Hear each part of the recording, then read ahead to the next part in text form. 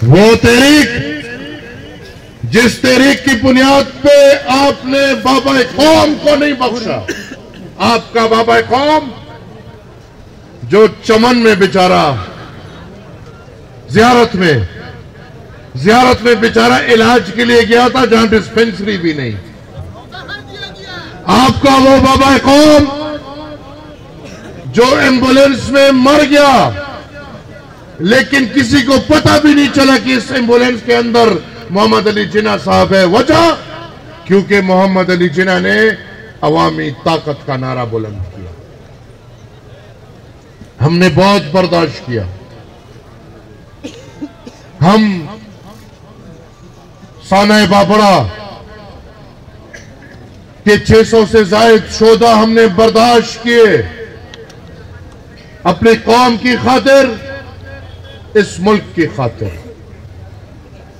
हमने हर किस्म जेल, हर किस्म सख्ती, जिला वतनी, बादशाह खान बाबा से लेके खुदाई खिदमतगार वली खान बाबा और उनके दोस्त आज भी इस महफिल में बैठे हैं, जिनको इस रियासत ने बड़ी सख्तियों का सामना पेश कराया। आखिर